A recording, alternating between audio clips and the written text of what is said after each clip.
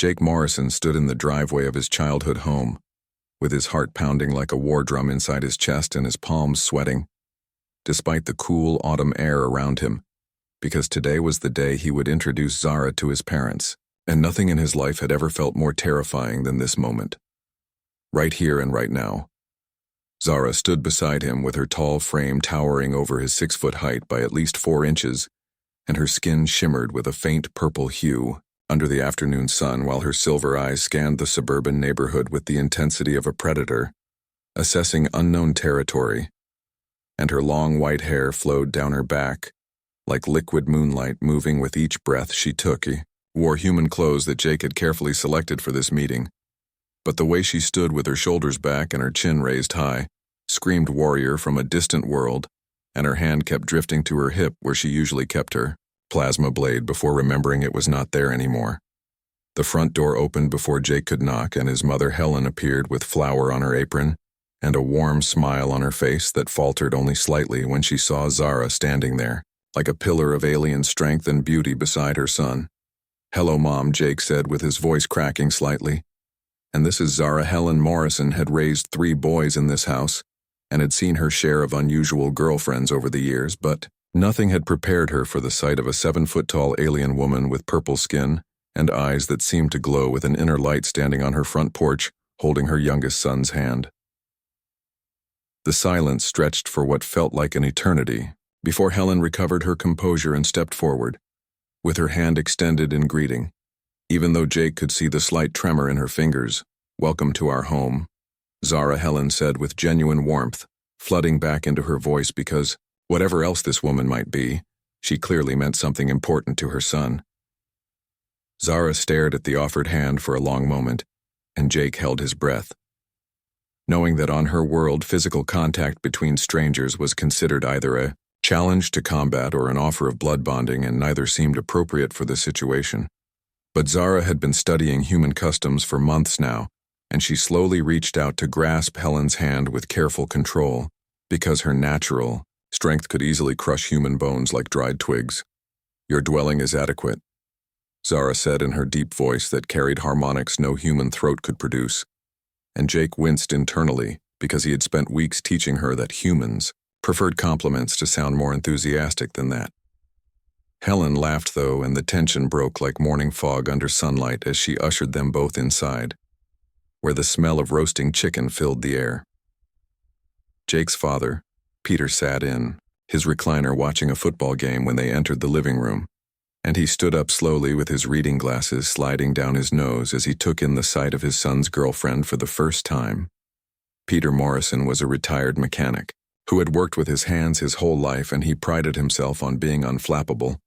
But even he could not hide the shock that crossed his weathered face when Zara walked into his living room. "You must be Zara," Peter said, after finding his voice, and extending his hand just as his wife had done moments before. "I am Zara of the Krill warrior caste and bonded partner to your offspring." Jake, Zara replied formally, while shaking his hand with the same careful control she had shown with Helen. Jake groaned softly and wished the floor would open up and swallow him whole, because he had told Zara 100 times that humans did not introduce themselves with their full titles and affiliations. Peter, however, seemed charmed by the formality and invited them to sit down while Helen disappeared into the kitchen to finish preparing dinner. "So Jake tells us you are from the Andromeda sector," Peter said while settling back into his chair and trying to act as though having an alien in his living room was a completely normal Tuesday afternoon. "Yes," Zara replied while sitting rigidly on the edge of the couch with her back straight and her hands on her knees like she was preparing for battle rather than a family dinner. "And my people have been warriors for 3,000 generations. That is quite a legacy," Peter said with genuine interest, replacing his initial shock, because he had always been fascinated by history and military strategy. Zara's silver eyes brightened, and she leaned forward slightly as she began to describe the great wars of her people and the honor codes that governed their society. And Jake watched in amazement as his father engaged her in a conversation about tactics and strategy that soon had both of them talking. Like old friends, Helen called them to dinner an hour later, and they moved to the dining room where the table was set with the good china that only came out for special occasions.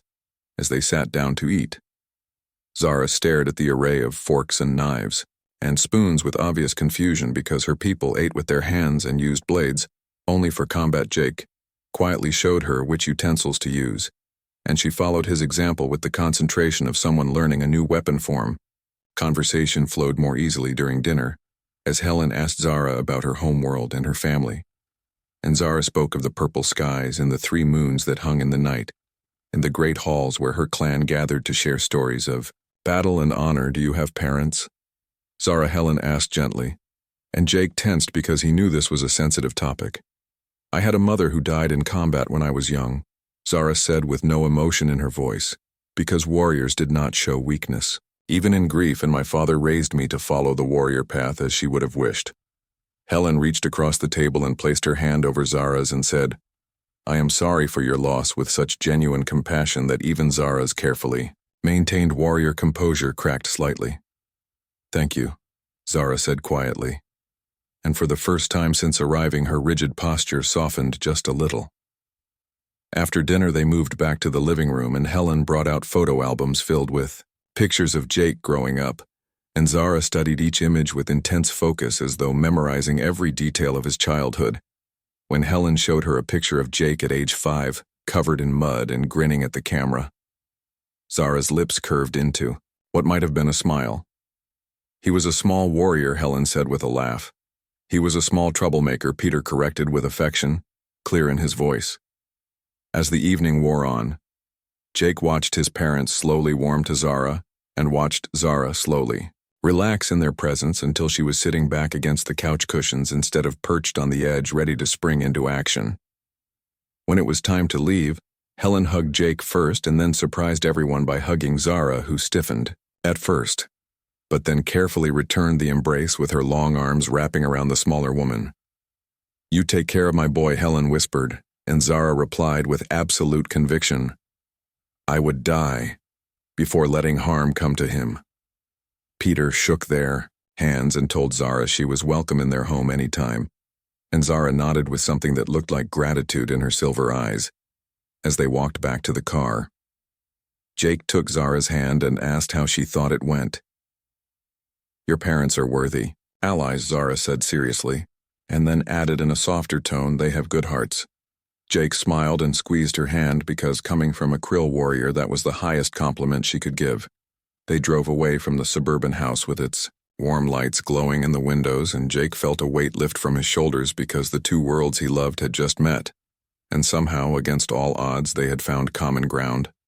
Zara sat beside him with her hand resting on his leg, and her eyes watching the road ahead, and Jake knew that whatever challenges they would face in the future, they would face them together with the blessing of his family and the strength of her warrior spirit combined.